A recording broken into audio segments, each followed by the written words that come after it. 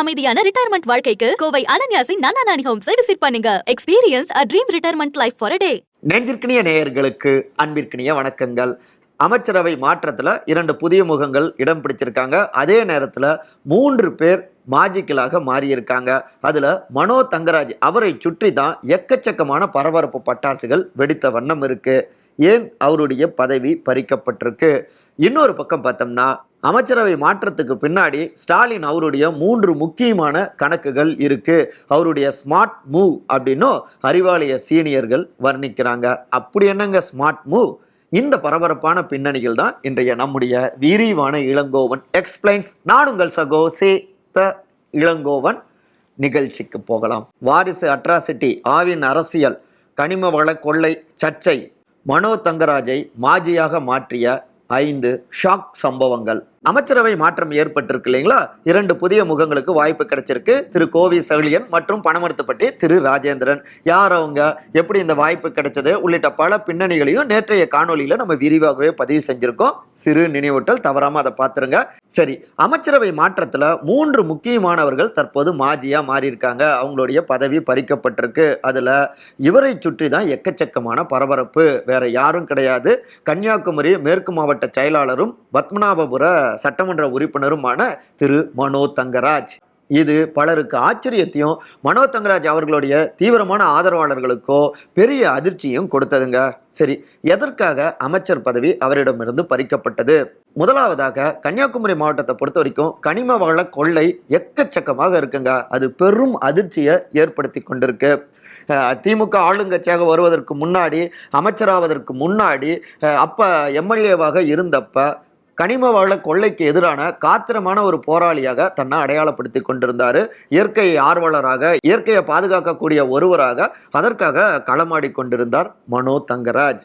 ஆனா அமைச்சரான பிறகு கன்னியாகுமரி வழியாக கனிம வளங்கள் கடத்தப்படுவதை தடுக்க தவறிவிட்டார் மனோ தங்கராஜ் என்கிற குற்றச்சாட்டு நாலா திசையிலிருந்தோ வந்த வண்ணம் இருந்ததுங்க. மிக முக்கியமாக நாம் தமிழர் கட்சி இதற்கு எதிராக போராட்டங்கள் எல்லாவற்றையுமே முன்னெடுத்தாங்க.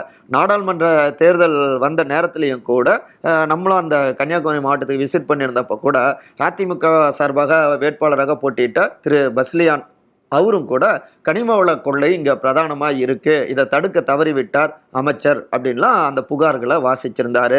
நாம் தமிழர் கட்சி மட்டுமில்லாம பிரதான எதிர்க்கட்சியான அதிமுக உள்ளிட்ட பல்வேறு முக்கியமான கட்சிகளும் கனிம வள கொள்ளைங்கிறது கன்னியாகுமரி மாவட்டத்துல முக்கியமானதா இருக்கு, இதை தடுக்க தவறிவிட்டார் அமைச்சர் அப்படிங்கிற அந்த விமர்சனங்களை, புகார்களை முன் வச்சாங்க. உட்கட்சியிலிருந்து இந்த குற்றச்சாட்டுகள் முன்வைக்கப்படுது.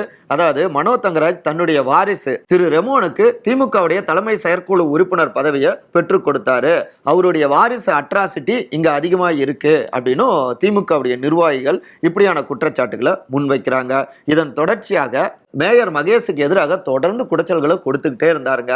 சொந்த கட்சியில மட்டும் இல்லைங்க, கூட்டணி கட்சியினர் சில அதிருப்திகளையும் வெளிப்படுத்தியிருக்காங்க அப்படிங்கிறாங்க. அதே மாவட்டத்தை சார்ந்த மனோ தங்கராஜுக்கு எதிரான அணியை சார்ந்தவர்கள், உடன்பிறப்புகள். அதாவது நாடாளுமன்ற தேர்தல் நேரத்தில் காங்கிரஸ் தரப்புல இருந்து பெரிய அளவில் வைட்டமின்கள் வந்த வண்ணம் இருந்தது. அந்த ஊட்டச்சத்து மாத்திரைகள் எல்லாவற்றையும் விநியோகம் செய்யணும். சொந்த கட்சியில இப்படிலாம் சொல்றாங்கன்னா கூட்டணி கட்சியிலிருந்தும் மனோ தங்கராஜுக்கு எதிரான விமர்சனங்கள் வந்த வண்ணம் இருந்தது. முக்கியமா நாடாளுமன்ற தேர்தல் சமயத்துல இங்க காங்கிரஸ் கட்சி அவங்க கிட்ட இருந்து மிகப்பெரிய அளவுல வைட்டமின்லாம் இங்க வந்ததுங்க. ஊட்டச்சத்து மாத்திரைகள் விநியோகம்லாம் செய்யணும் இல்லையா? இதுல கிழக்கு மாவட்ட செயலாளரான திரு மகேஷ்க்கும் மனோ தங்கராஜ் அவர்களுடைய தரப்பினருக்கும் பெரிய மோதலே ஏற்பட்டதுங்க. அதை தொடர்ந்து தான் கிழக்கு மாவட்டத்துடைய விவகாரங்கள்ல மனோ தங்கராஜ் அவங்களுடைய டீம் தலையிடக்கூடாது அப்படின்னு தலைமையும் ஏற்கனவே அறிவுறுத்தி இருந்தது. அது மட்டும் இல்லைங்க, தேர்தல் முடிஞ்ச பிறகும் கிழக்கு மாவட்டத்தில் நடந்த சில நிகழ்ச்சிகளுக்கு அந்த மாசேவுக்கே, அதாவது மகேஷ் தரப்புக்கே தகவல் கொடுக்காமலே மனோ தங்கராஜ் அந்த நிகழ்ச்சிகளை நடத்தியிருந்தாரு. இது எல்லாமே ஆதாரங்களோடு தலைமைக்கு போனது. அதுல மிக முக்கியமா மனோ தங்கராஜ் அவருடைய மகன், அவங்களுடைய டீமுடைய அந்த அட்ராசிட்டிஸ், அவங்களுடைய ஆதரவோடு ரவுடி பட்டியலில் இருக்கக்கூடிய ஒரு சிலர் போலீஸ்காரர்கள் முன்னாடியே ரொம்ப அப்படியே கெத்தாக வந்தாங்க. அதாவது வாரிசு இருக்கிற அந்த சப்போர்ட்ல இவை எல்லாமே மேலிடத்துக்கு ரிப்போர்ட்டா போனதுங்க. இதுல ஆவின் அரசியல் தான் எக்கச்சக்கமாக தலைமையை யோசிக்க வச்சது அப்படிங்கிறாங்க. அதாவது திரு ஆவடி நாசர் அவர்கிட்ட இருந்து பால்வளத்துறையை மாற்றி திரு மனோ தங்கராஜ் கிட்ட கொடுத்தாங்க. வீழ்ச்சியில் இருக்கக்கூடிய பால்வளத்துறையை இவர் அதிரடியாக மாற்றி காட்டுவார் அப்படின்னு இவர் கைக்கு பொறுப்பு வந்தது. ஆனால் 2024 மே மாதம் 31 லட்சம் லிட்டரை தாண்டியது ஆவின் பால் கொள்முதல் அப்படின்னு தன்னுடைய எக்ஸ் பக்கத்தில் ஒரு ட்வீட்டை போட்டாருங்க மனோ தங்கராஜ் அவங்களுடைய டீமு. இது பரபரப்பை பற்ற வைத்தது. ஏன்னா ஏப்ரல் 21 26.3 லட்சம் லிட்டராக இருந்த பால் கொள்முதல் மே 28 31.24 லட்சம் லிட்டராக கொள்முதல் செய்யப்பட்டிருக்கு அப்படின்னு தகவல் வந்ததுங்க. அப்ப திடீரென சுமார் 5 லட்சம் லிட்டர் பால் கொள்முதல் ஆனது எப்படி அப்படிங்கிற ஒரு கேள்வி பரபரப்பை பற்ற வைத்தது. விசாரிச்சு பார்த்தா ஆட்சி மேலிடத்திலும் நல்ல பெயர் வாங்கணும் அப்படிங்கிறதுக்காகவே செயலிழந்து கிடந்த பால் கூட்டுறவு சங்கங்களுக்கு உயிர் கொடுத்து தனியார்கிட்ட இருந்தும் தரமில்லாத பாலை ஆவினுக்கு மடை மாற்றியதோடு மட்டும் இல்லாம தரமில்லாத பாலுக்கு அதிக விலை கொடுத்ததும் தெரிய வந்ததுங்க. அதோடு வெளி மாநிலங்கள்ல இருந்தும் கொள்முதல் செய்து வைத்திருக்கக்கூடிய வெண்ணெயையும் பால் பவுடரையும் பாலாக கணக்கு காட்டி ஏமாற்றி வருகிறார்கள் அப்படின்னு ஒரு குற்றச்சாட்டு பகீர் கிளப்பியதுங்க. இப்படியாக மேலும் பகீர் கூட்டக்கூடிய தகவல்களை நம்முடைய செய்தியாளர் தம்பியிலே ராம்சங்கர் கிட்ட இன்னும் அந்த மாவட்டத்தை சார்ந்த அந்த துறை ரீதியிலான சோர்சஸ்லாம் தெரிவிச்சிருக்காங்க. டிஜிட்டலில் கட்டுரையாகவும் வந்திருக்கு. ஸோ இப்படியான நிர்வாக சீர்கேடுகளும் இன்னொரு பக்கம் உட்கட்சி பஞ்சாயத்துகளும் கூட்டணி கட்சியிலிருந்து வந்திருக்கக்கூடிய சில விமர்சனங்களும் அரசியல் காரணங்களும் மகனுடைய அதீதமான அரசியல் தலையீடுகள் இவை எல்லாமே சொந்த கட்சியினர் உள்ளிட்ட பலருமே முகம் சுளிக்க வைத்தது. அட்லாஸ்ட் இவை எல்லாம் சேர்ந்து தான் மனோ தங்கராஜ் அவருடைய அமைச்சர் பதவியை பறித்திருக்கிறது அப்படிங்கிறாங்க இந்த உள் விவகாரங்களை நன்கறிஞ்ச அந்த மாவட்டத்தை சார்ந்த சீனியர் உடன்பிறப்புகள். அதே நேரத்தில் அமைச்சர் பதவியிலிருந்து விடுவிக்கப்பட்ட உடனே தான் என்னென்ன வகையில் சாதனைகளை செஞ்சுருக்கோம், அந்த துறை ரீதியாக என்னென்னலாம் செஞ்சுருக்கோம் அப்படிங்கிறத விரிவாக ஒரு பட்டியலாகவே எக்ஸ் தளத்தில் வெளியிட்டிருந்தார் மனோ தங்கராஜ். இந்த நிலையில தான் மனோ தங்கராஜ் அவர்களுடைய அதிதீவிரமான ஆதரவாளர்களோ இந்த மாவட்டத்தில் கட்சியை வளர்த்துனதில் அண்ணனுடைய பங்கு பெரிதுங்க. அது மட்டும் இல்லை, பாஜகவுக்கு டஃப் ஃபைட் கொடுத்துக்கிட்டே இருந்தார். கொள்கை ரீதியாக பாஜகவை இறங்கி அடித்ததில் அண்ணன் மனோ தங்கராஜ் முதன்மையானவராக இருந்தார்.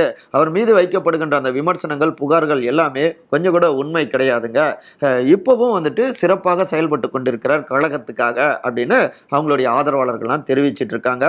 இதற்கிடையில மனோ தங்கராஜ் அவருக்கு ஆதரவான குரல் அதிமுகவுக்குள்ள இருந்தும் வெளிவந்திருக்குங்க.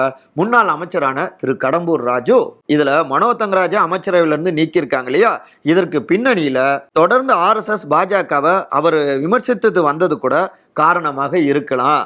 அதை தவிர வேற எந்த காரணமும் இருக்கிற மாதிரி தெரியலைங்க. ஒரு அமைச்சர் மீது குற்றச்சாட்டுகள் இல்ல துறை ரீதியாக ஒரு பிரச்சனையை எதிர்கொண்டிருந்தா அமைச்சரவையிலிருந்து நீக்கப்படுவது இயல்பு. இவை எதுவுமே இல்லாம மனோ தங்கராஜ் அமைச்சரவையிலிருந்து நீக்கப்பட்டிருக்காரு அப்படின்னா முதலமைச்சர் ஸ்டாலினுடைய டெல்லி பயணம் கூட ஒரு காரணமா இருக்கலாங்க. இதே போன்ற காரணங்களை தான், அதாவது பாஜக எதிர்ப்புல மிக தீவிரமாக இருந்தவர் மனோ தங்கராஜ் சமூக வலைதளங்கள்ல அரசியல் ரீதியாக ஆதாரபூர்வமாக பாஜகவுடைய கருத்தியல்களுக்கு எதிராக திராவிட கருத்தியல்களை ஓங்கி ஒழிக்கக்கூடிய வகையில தொடர்ந்து பதிவிட்டு கொண்டே இருந்தாரு. இறங்கி அடிச்சிட்டு இருந்தாரு பாஜகவை. அப்படிப்பட்டவரை அமைச்சரவையிலிருந்து நீக்கியது பல்வேறு கேள்விகளை எழுப்புகிறது அப்படின்னு மனோ தங்கராஜுக்கு ஆதரவான குரல்களும் சமூக வலைதளங்களில் ஒலிக்குதுங்க. சரிங்க, இவை தாண்டி இன்னும் 2 பேர் மாஜி அமைச்சர்களாக மாறியிருக்காங்க. அதில் முக்கியமானவர் திரு செஞ்சி மஸ்தான். அவருடைய பதவி பறிப்புக்கு முக்கிய காரணமாக அவருடைய குடும்பத்தினருடைய அந்த ஆதிக்கங்கள், ஏற்கனவே மாவட்டத்துக்குள்ளார பல்வேறு பஞ்சாயத்துகள் கட்சி வளர்ச்சி சார்ந்து செயல்படுவதில் தீவிரம் காட்டாமல் இருந்தது, இப்படி தனி தர்பார் நடத்தியது, அப்புறம் விக்கிரவாண்டி தொகுதியுடைய இடைத்தேர்தல், குறைந்த வாக்குகள், இப்படி பல காரணங்களும் அடுக்கப்படுதுங்க. அதே நேரத்தில் திரு ராமச்சந்திரன் அவருடைய அமைச்சர் பதவியும் பறிக்கப்பட்டிருக்கு. ஆனாலும் அவரை கொறடாவாகவும் நியமிச்சிருக்கு தமிழ்நாடு அரசு. இதுவுமே அமைச்சரவைக்கு நிகரான ஒரு பொறுப்பு அப்படிங்கிறதால ஒரு பக்கம் பதவி போனாலும் இன்னொரு பக்கம் ராமச்சந்திரன் அவருடைய தரப்பினருக்கு ஒரு ஆறுதல் தாங்க. மிக முக்கியமாக படுகர் சமூகத்துடைய பிரதிநிதித்துவமும் இருக்கும் விதமாக கொறடாவாகவும் நியமிச்சிருக்காங்க அப்படின்னும் கூடுதல் தகவல்களும் வட்டமடிக்குது. 3 சம்பவங்கள். ராஜதந்திர ஸ்டாலின் அமைச்சரவை மாற்றம், திரு உதயநிதி ஸ்டாலினுக்கு துணை முதலமைச்சர் பதவி, திரு செந்தில் பாலாஜிக்கு மீண்டும் அமைச்சரவையில் இடம். இது எல்லாமே ஒரு சில மாதங்களுக்கு முன்னாடியே தலைமை முடிவெடுத்துருச்சுங்க. ஏன் இப்போ ஒரே டைம்ல எல்லாவற்றையும் அறிவிச்சாங்க அப்படின்னு கேட்குறீங்களா? அதற்கு பின்னாடி எங்களுடைய தலைவருடைய ராஜதந்திரம் இருக்கு அப்படிங்கிறாங்க அறிவாலயத்து சீனியர்கள். என்ன அப்படின்னா, உதயநிதி ஸ்டாலினுக்கு துணை முதலமைச்சர் பதவி கொடுத்தாங்கன்னா அது மட்டும் தனியா அரங்கேறினா இதை வச்சு எதிர்க்கட்சிகள் கடும் விமர்சனங்களை முன் வச்சிருப்பாங்க. இதை கையில் எடுத்து தீவிரமா எதிராக பேசிட்டு இருப்பாங்க. சரி, செந்தில் பாலாஜியை அவர் வெளியில வந்த உடனே அவருக்கு அமைச்சரவையில் இடம் கொடுத்தா அதை மட்டுமே தனியா எடுத்துக்கிட்டு பாருங்க, ஜாமீன்ல தான் வெளியில வந்திருக்காரு, அவருக்கு வந்துட்டு அமைச்சரவையில் இடம் கொடுத்துட்டாங்க அப்படின்னு கடுமையான விமர்சனங்களை முன் வச்சிட்டு இருப்பாங்க. அதை ஒட்டியே அரசியல ஆளுங்கட்சிக்கு எதிராக தீவிரப்படுத்தி கொண்டே இருந்திருப்பாங்க. இன்னொரு பக்கம் அமைச்சரவை மாற்றம் மட்டுமே அறிவிச்சிருந்தாங்கன்னா அது உட்கட்சிக்குள்ளாரையும் எக்கச்சக்கமான குழப்பங்களை ஏற்படுத்தி இருக்கும். முக்கியமாக அதிருப்தி குரல்கள்லாம் வெளியில வந்திருக்கும். அதை கையில் எடுத்து எதிர்க்கட்சிகளும் பாருங்க, ஆளுங்கட்சிக்குள்ளார எவ்வளவு பஞ்சாயத்துகள் அப்படின்னு ஆளுங்கட்சிக்கு எதிராக அரசியல் செய்யவும் நினைச்சிருந்திருப்பாங்க. ஆனா எல்லாவற்றையும் ஒரே சமயத்துல அறிவிச்சதால இப்ப அந்த விமர்சனங்கள் எல்லாமே நாலா பக்கமும் சிதறிடுச்சு. ஒரு சிலர் செந்தில் பாலாஜிக்கு எப்படிங்க மறுபடியும் அமைச்சரவையில் இடம்னு கேட்கிறாங்க, ஒரு சிலர் உதயநிதி ஸ்டாலினுக்கு துணை முதலமைச்சரா, ஒரு சிலர் பார்த்தோம்னா ஏங்க இந்த அமைச்சரை நீக்கிட்டீங்க, இந்த அமைச்சருக்கு வாய்ப்பு கொடுத்திருக்கீங்க அப்படின்னு இப்படி ஸ்பிளிட் ஆயிடுச்சு இல்லையா? இதனால ஆளுங்கட்சிக்கு எதிரான அந்த ஒருமித்த எதிர்ப்பு அப்படிங்கிறது ஏற்படாத வண்ணம் ஆளுங்கட்சி பார்த்து கொண்டது. அதனாலதான் செந்தில் பாலாஜி பிணையில வர வரைக்கும் காத்திருந்து இந்த நேரத்துல ஒட்டுமொத்தமான இந்த அறிவிப்பையும் வெளியிட்டிருக்கு தலைமை. ஒரு பக்கம் பவள விழா அரங்கேறி கொண்டே இருக்க, இன்னொரு பக்கம் இப்படியான அறிவிப்புகளும் வந்திருக்கு. இதுதான் எங்களுடைய தலைவர் முதலமைச்சர் திரு மு.க. ஸ்டாலினுடைய ஸ்மார்ட் மூவ் அப்படின்னு எக்கச்சக்கமாக புகழாரங்களை சூட்டிக்கொண்டே இருக்காங்க அறிவாலயத்து சீனியர்கள். நம்ம காணொலியுடைய நிறைய பகுதிக்கு வந்தாச்சுங்க. நம்முடைய வரலாற்று நாயகர்கள், மாபெரும் தலைவர்கள், வீரர்கள் இவங்களெல்லாம் நம்ம நேரில் பார்த்துருந்துருக்க மாட்டோம். ஆனால் அவங்க பேரை நினைச்ச உடனே இவருடைய தோற்றம் நம்ம முன்னாடி வரும். அந்த கம்பீரம், அந்த மிடுக்கு, அந்த ஆற்றல் எல்லாமே. இன்னும் சொல்லப்போனால் என் குல பெண்களுக்கு மஞ்சளரை தாயா, மாமனா மச்சானா, அந்த டைலாக்கை மறக்க முடியுமா? வீரபாண்டிய கட்டபொம்மன் இப்படி தான் இருப்பாரோ அப்படின்னு நம்மளெல்லாம் நினைக்க வைத்த மாபெரும் நடிகர் திலகம் நம்முடைய மறைந்த ஐயா சிவாஜி கணேசன். அவரை எளிதில் யாராலும் மறந்துவிட முடியாது. அக்டோபர் 1ஆம் தேதி இன்றைக்கு அவருடைய இனிய பிறந்த தினமும் கூட. வசன உச்சரிப்பு, நவரசங்களையும் வெளிப்படுத்துவது, அவருடைய முகபாவங்கள், இப்படி நடிப்புக்கு இன்னைக்கும் இலக்கணமாக இருந்துட்டு இருக்காரு. இன்னைக்கு அவருடைய பிறந்த தினம்னா நாளைக்கு ஒட்டுமொத்த இந்தியாவையும் உலகத்தின் கண்கள் திரும்பி பார்க்க வைத்த மிக மிக முக்கியமான நம்முடைய தேச தந்தைங்க. அவங்க வன்முறையை கொண்டு வந்தாலும் சரி, அவங்களுக்கு எதிராக அகிம்சை வழியில் உங்களுடைய போராட்டங்களை முன்னெடுங்க, உங்களுடைய கொள்கையில் உறுதியாக இருங்க, நல்லதின் பக்கம் நில்லுங்க, நிச்சயமாக அது வெற்றி கொடுக்கும் அப்படின்னு செய் அல்லது செத்து மடி அப்படின்னு கொள்கைக்காகவே வாழ்ந்து நம்முடைய இந்திய சுதந்திரத்துக்கு வித்திட்ட முதன்மையான நம்முடைய அண்ணல் காந்தியடிகள் அவருடைய இனிய பிறந்த தினம் அக்டோபர் 2ஆம் தேதி. மது விலக்கு என்பதில் மிக உறுதியாக இருந்தவர் தான் நம்முடைய அண்ணல் காந்தியடிகள். இன்றைக்கும் மது பல்வேறு குடும்பங்களை அழிச்சுக்கிட்டு இருக்கு. ஸோ மதுவில்லாத ஒரு சமூகம் என்பதையும் நம்ம மனசில் வச்சுப்போம். மற்றபடி இதே போன்ற அரசியல் சார்ந்த காணொலிகளுக்கான விகடன் டிவியை சப்ஸ்கிரைப் பண்ணுங்கள். மறக்காமல் உங்களுடைய சிறந்த கருத்துக்களை கருத்துரை பகுதியில் வந்து பதிவு செய்யுங்க. அனைவரும் அன்பால் ஒருங்கிணைந்திருப்போம். நன்றி, வணக்கம்.